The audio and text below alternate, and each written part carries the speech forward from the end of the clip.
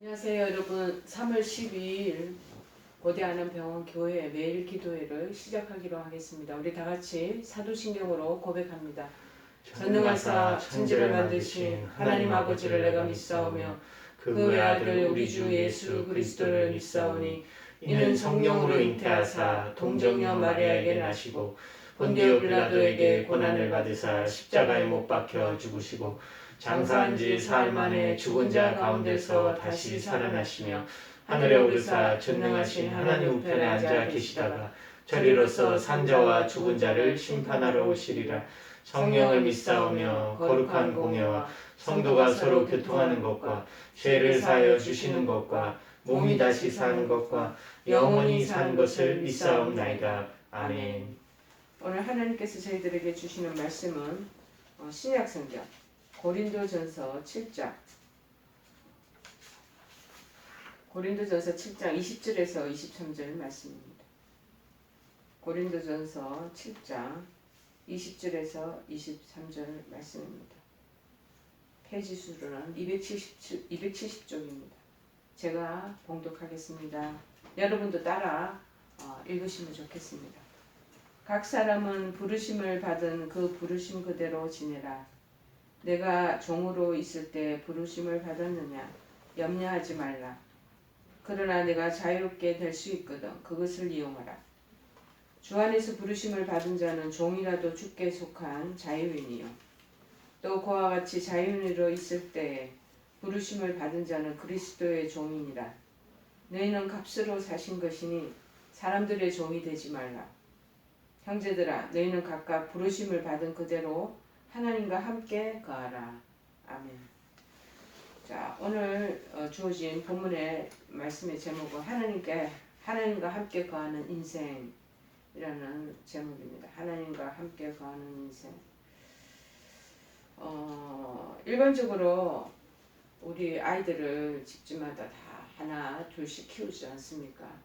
이제 키울 때 어릴 때는 잘 모르지만은 이 자녀들이 점점 자라고 성장하고 마침내는 이제 장성한 어린이 대역에 될 때까지 부모님 옆에 늘 있습니다.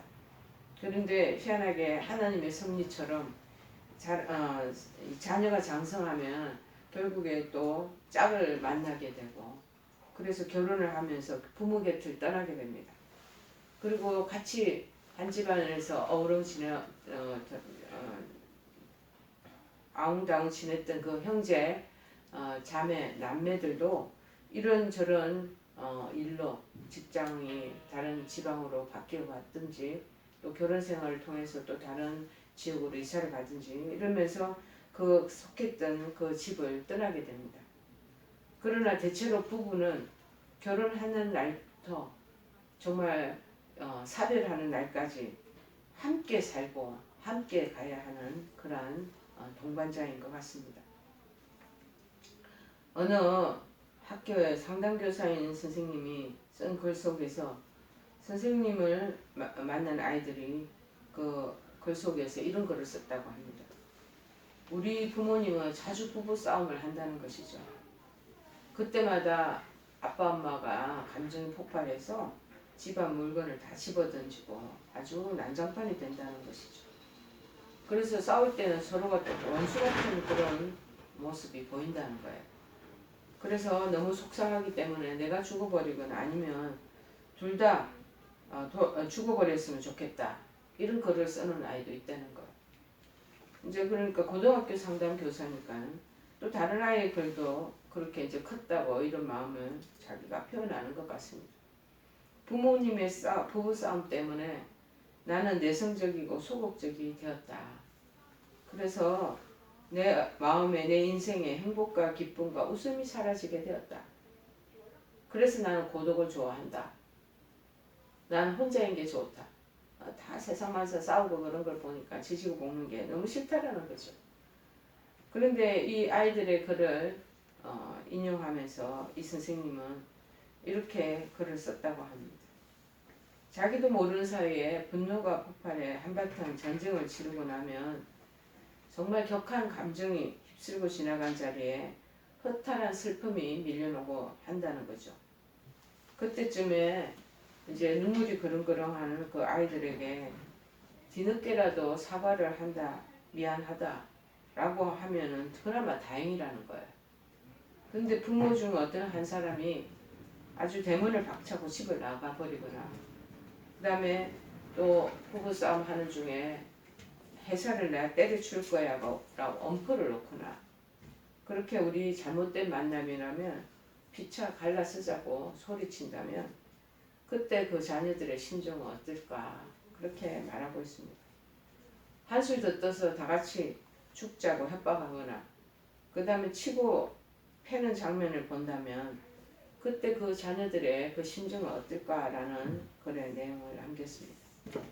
요즘도 간혹 TV에 보면은 부부가 부부싸움을 해서 불을 질러도 온 집안이 화재 그런 속에서 그렇게 다 불타버린다든지 그렇지 않으면 아이들이 반항하고 집을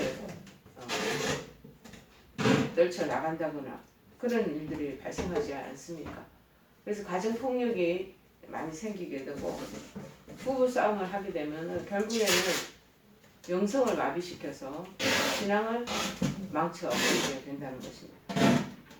신앙이 망가지면 결국에는 교회 가는 것도 부담스러워서 안 가게 되고 또 기도 생활하는 것도 막혀버리고 찬송은 더더군다나 안 나오게 되는 거죠. 그뿐입니까? 이 부부싸움을 가정에 이렇게 자주 하다 보면 정말 자녀들에게 큰 상처를 주게 되고 인격이 망가지고 성격도 비뚤어지고 이 아이들조차도 신앙적인 길에서 이탈되어 버리는 것이죠. 그러나 하나님과 함께하는 사람들은 그런 위기를 절묘하게 잘 넘기고 극복해야 되지 않겠나 그런 마음이 듭니다. 오늘 고린도 7장의 전체적인 내용은 결혼 생활을 어떻게 해야 되나 결혼에 대해서 나오는 내용들입니다. 고린도전서의 7장. 그래서 또 결혼 생활과 비슷해서 교회 안에서의 이제 신분의 갈등 그걸 또 어떻게 해결해야 될 것인가라는 것을 밝히고 있습니다. 그런데 24절에 본론에 이 본문에 결론 같은 내용이 나오죠. 형제들아 각각 부르심을 받은 그대로 하나님과 함께하라 라고 말씀하고 있습니다. 여러분 신앙생활의 궁극적인 목표가 무엇이겠습니까? 결국에는 하나님과 함께하는 것이다. 예수님을 닮아가는 거겠죠. 여러 가지 교훈이 있지만 그대로 이 본문의 내용을 이제 우리가 뽑아서 본다면 첫째로 뭐냐? 그대로 지내라. 20절에 각 사람은 부르심을 받은 그 부르심 그대로 지내라. 고린도 7장에는 이 부르심이라는 말이 자주 언급되고 있습니다. 15절 끝에도 너를 부르셨느니라. 18절에도 부르심을 받은 자가 있느냐. 20절에 부르심을 받은 그 부르심 그대로. 21절에도 부르심을 받았느냐. 22절에도 주 안에서 부르심을 받은 자. 24절에 부르심을 받은 그대로 무려 한 6차례 6차례나 부르심이라는 동사를 자꾸 사용하고 있습니다. 부르시는 이유는 필요할 때 필요한 일을 위하여 필요한 것으로 부르신다는 것이겠죠.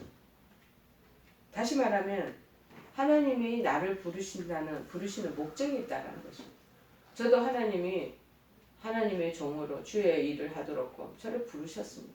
그걸 영어로 콜링이라고 그렇게 얘기하는데 사역자로서 부름을 받은 그런 자격, 그러한 제가 역할이 있다라는 거죠. 그런데 그거 말고도 여러분 각자에게도 그 다 부르심이 있다라는 거. 그래서 그 목적을 바로 깨닫는 것이 중요합니다. 전업주부로 부르셨느냐, 아니면은 어떤 회사 직원으로 주님께서 부르셨느냐. 지금 우리 여기 병원 현장이니까 간호사로 하나님께서 부르셨느냐, 아니면 의사로 그 인생의 사명자로 하나님께서 부르셨느냐, 아니면 지금 청소하시는 지금 조금 전에 시끄러운 소리가 났는데 밖에서 그 박스 정리한다고 일하시는 우리 여사님들 그것도 그 하나님께서 부르신 거예요. 그런데 그 목적을 바로 깨달아야지, 그렇지 않으면은 우리 가지고 있는 그런 생각과 마음들이 다 저버려질 수가 있다는 것이죠. 소아시아에 있었던 에베소 교회에 보낸 성령님의 메시지 요점이 뭐냐. 처음 사랑을 버리지 말라. 목적이 다 있습니다. 그 교회에 대한 목적. 처음 믿을 때 그 믿음. 처음 믿을 때 그 사랑. 그걸 그대로 지키라는 것이에요. 개인적으로 처음 믿을 때 약속이 있고 다 다짐이 있지 않겠습니까? 하지만 세월이 흐르고 환경이 변하면 그런 것을 기억하지 못하거나 모른 척 하게 되는 거다. 그런데 그렇게 해서는 안 된다고 얘기하죠. 여러분, 가난한 사람들이요, 예수 믿고 정말 부유하게 됩니다. 늘 겸손하게 가난한 마음으로 살라는 뜻이 있겠죠. 병든 사람이 이렇게 병원에서 치료받잖아요. 그렇죠? 그런데 예수 믿고 그 다음에 또다시 건강을 되찾게 되는 사람도 많습니다. 그러면 건강을 찾고 난데 늘 감사함으로 살아야 돼요. 신분이나 환경이 변했다고 해서 처음 믿었던 그 믿음을 버리지 말라.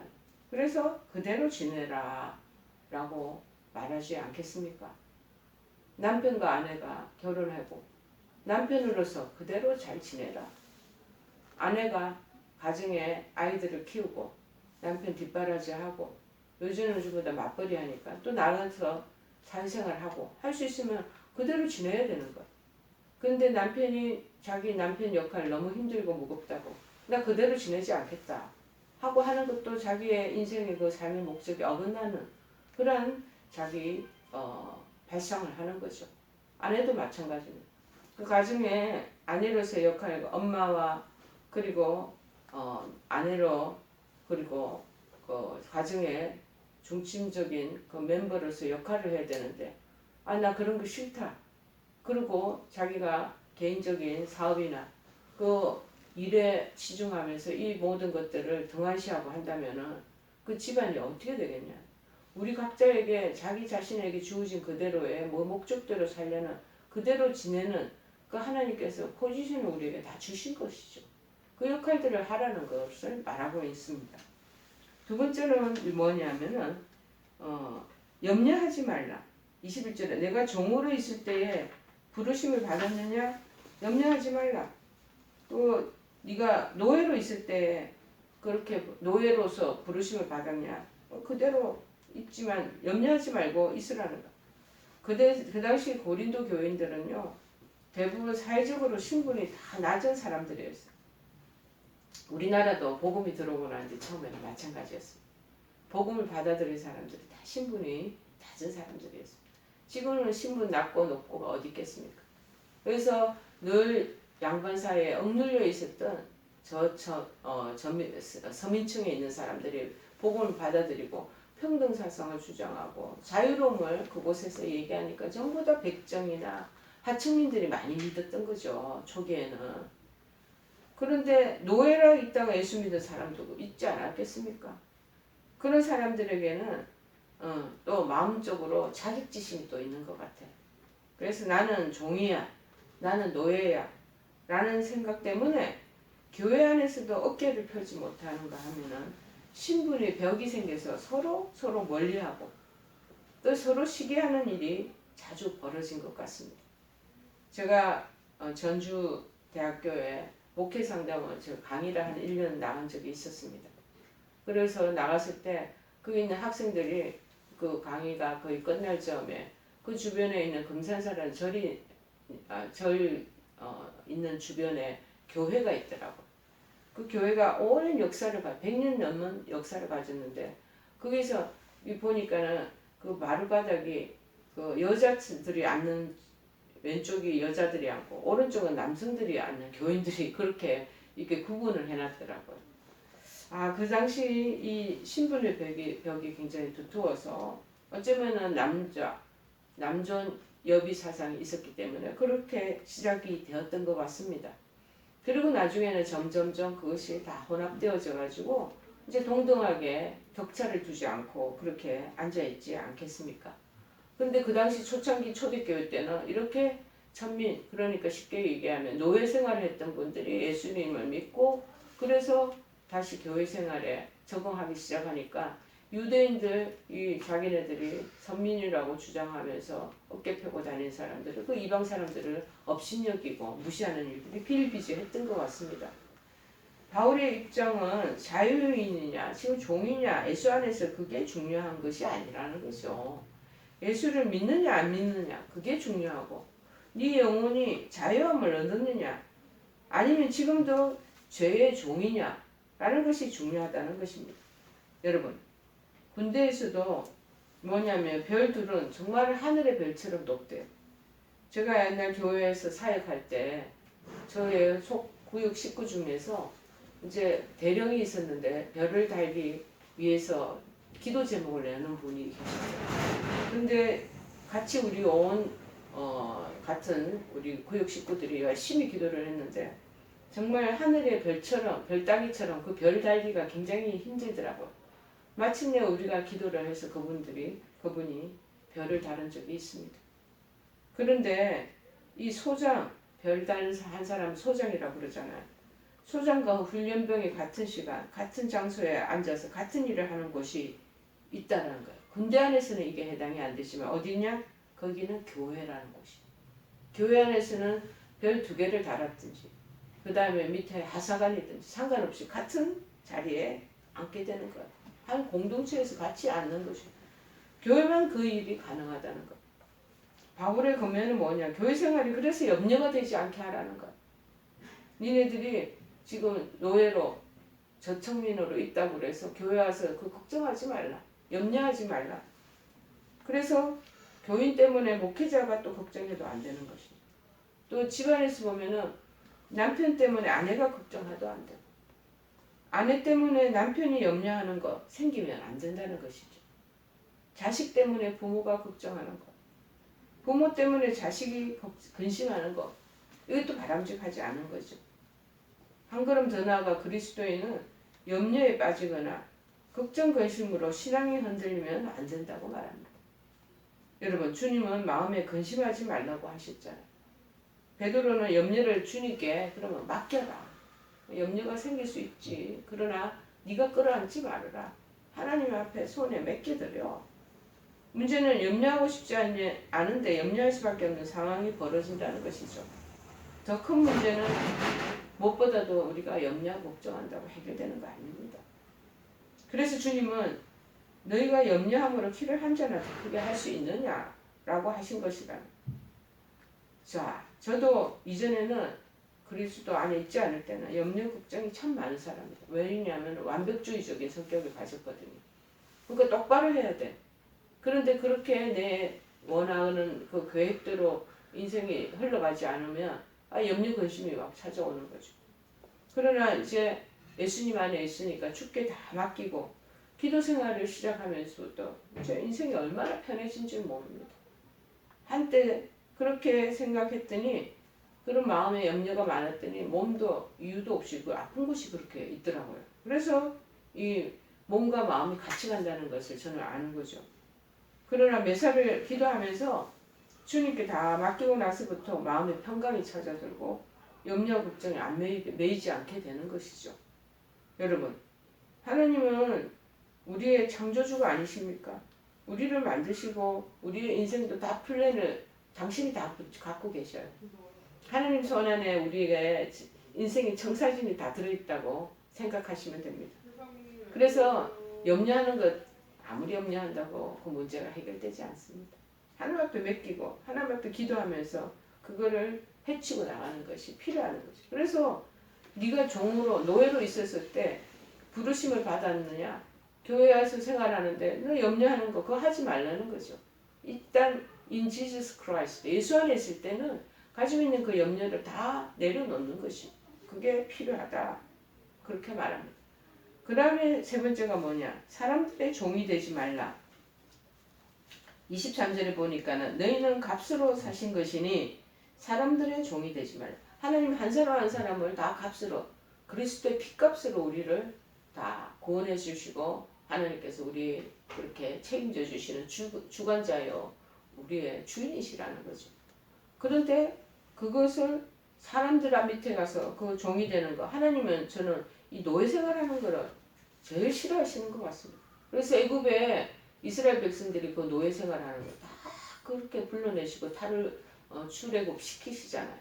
심지어는 미국의 남북 전쟁 그것도 마찬가지로 남쪽에서 그 목화밭에서 끊임없이 노예로 종속돼서 일하는 그 노예들을 다 풀어내기 위해서 그 남북 전쟁이 발생하게 되고 그래서 그 흑인들이 자유함을 얻게 되는 것 그것이 바람직한 일이고 하나님은 그런 평등 사상을 원하는 거죠.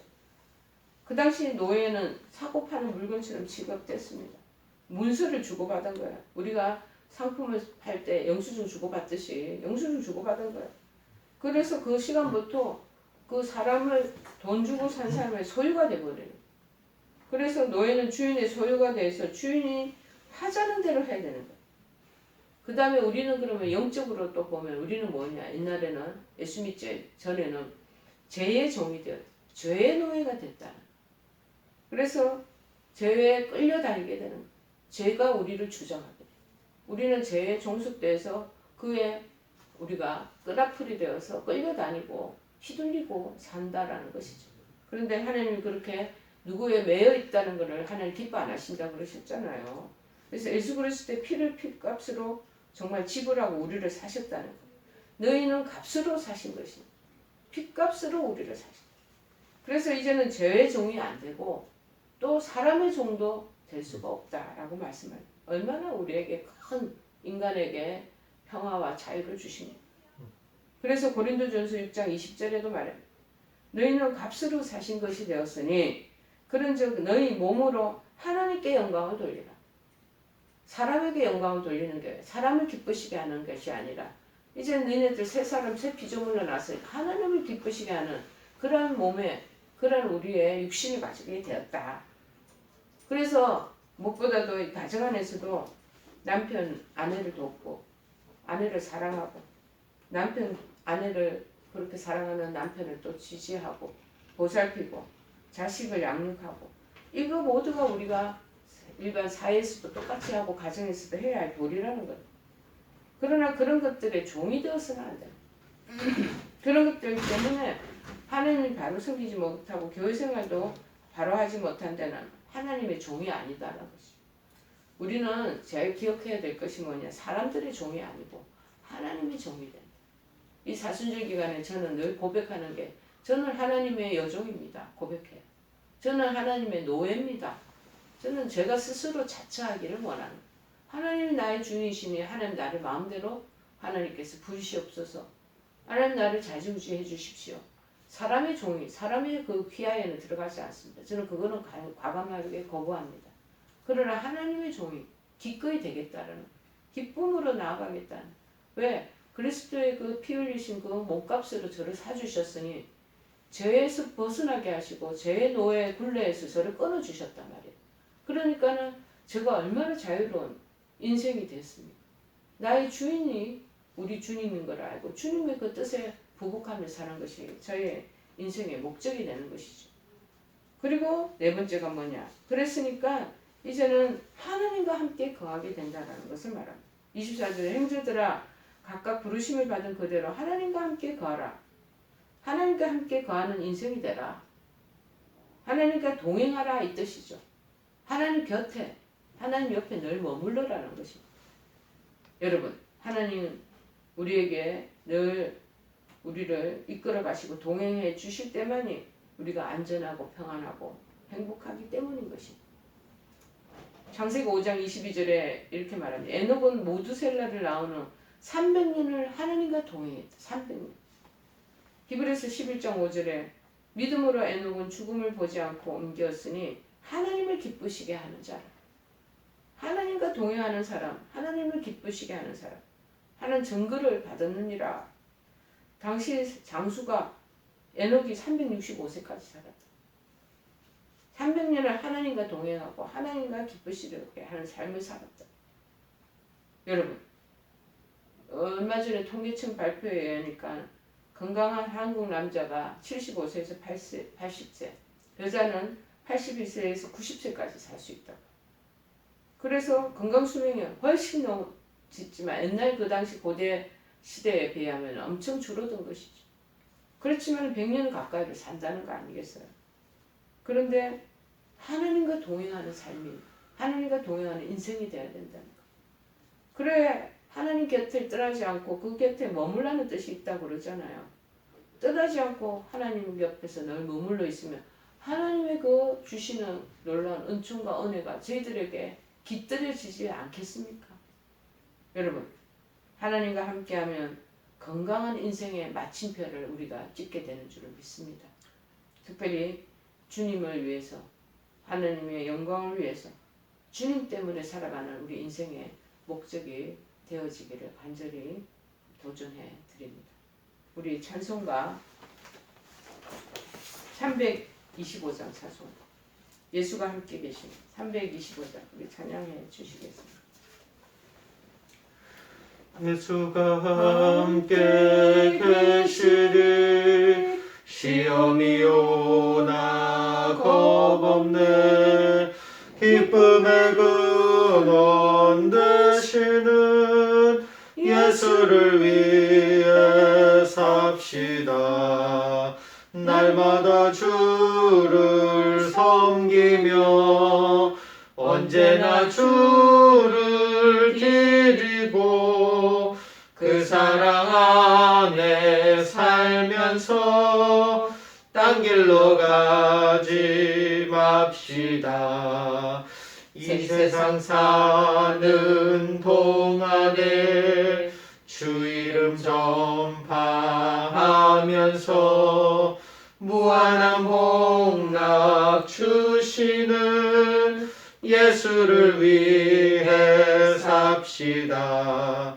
날마다 주를 섬기며 언제나 주를 기리고 그 사랑 안에 살면서 딴 길로 가지 맙시다. 우리 다 같이 주기도문으로 기도를 마치기로 하겠습니다.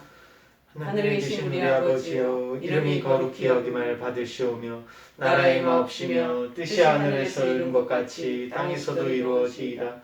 오늘날 우리에게 일용할 양식을 주옵시고 우리가 우리에게 죄 지은 자를 사하여 준 것 같이 우리의 죄를 사하여 주옵시고 우리를 시험에 들게 하지 마옵시고 다만 악에서 구하옵소서. 대개 나라와 권세와 영광이 아버지께 영원히 있사옵나이다. 아멘.